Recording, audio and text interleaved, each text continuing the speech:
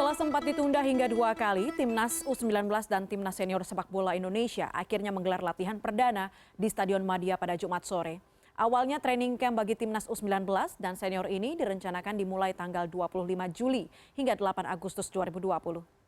29 pemain Timnas Senior dan 46 pemain Timnas U19 Sepak Bola Indonesia ini datang ke Stadion Madia pada pukul 15.30 waktu Indonesia Barat. Latihan yang digelar di tengah pandemi COVID-19 membuat seluruh pemain dan ofisial Timnas diperiksa suhu tubuhnya dan wajib menggunakan hand sanitizer sebelum masuk ke lapangan dan memulai latihan. Pelatih Timnas asal Korea Selatan Shin Tae-yong memimpin langsung jalannya latihan perdana kali ini.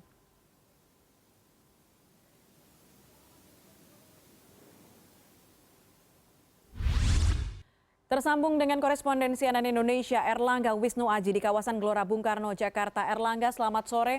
Kita tahu setelah tertunda 2 kali, akhirnya latihan perdana Timnas Senior ini dan juga U19 terlaksana. Apa kemudian yang menjadi fokus dalam latihan ini? Ya, selamat sore Puspa. Benar sekali bahwa memang setelah sempat tertunda hingga 2 kali, latihan dari Timnas U19 dan Timnas Senior Sepak Bola Indonesia ini akhirnya berlangsung pada Jumat pada pukul 15.30 tadi. Dan mungkin saya bisa gambarkan sedikit suasana di Stadion Madia. Ini para pemain Timnas baru saja usai menjalani latihan perdana dan keluar menuju bis untuk kembali ke hotelnya di kawasan Senayan, Jakarta Pusat. Dan kalau bisa saya ceritakan sedikit tadi bahwa latihan perdana kali ini dipimpin langsung oleh pelatih asal Korea Selatan, pelatih Timnas Indonesia asal Korea Selatan Shin Tae-yong. Dan pada latihan perdana kali ini latihan hanya berlangsung, pelatih Shin Tae-yong hanya menerapkan latihan-latihan ringan dan juga latihan conditioning kepada seluruh pemain Timnas U19 dan Timnas Senior Indonesia.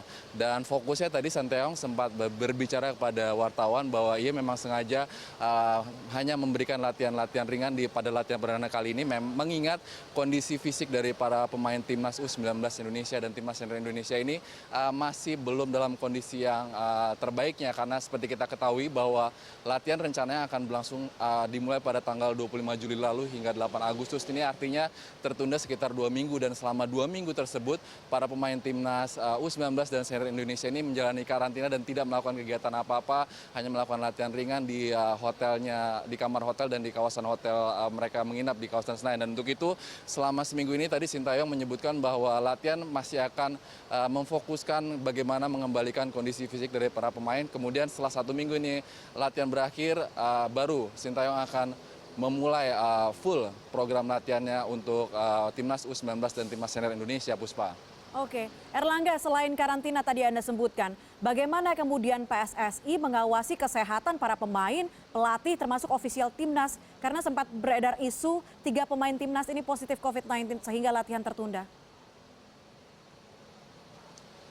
Ya, benar sekali, memang sempat beredar kabar di lingkungan pewarta yang biasa meliput di lingkungan PSSI bahwa latihan perdana atau TC dari Timnas U19 dan Senior Sepak Bola Indonesia ini tertunda karena ada beberapa pemain yang terindikasi positif virus corona. Namun tadi saya dan rekan-rekan wartawan lainnya menanyakan langsung kepada Ketua Umum PSSI Muhammad Iryawan.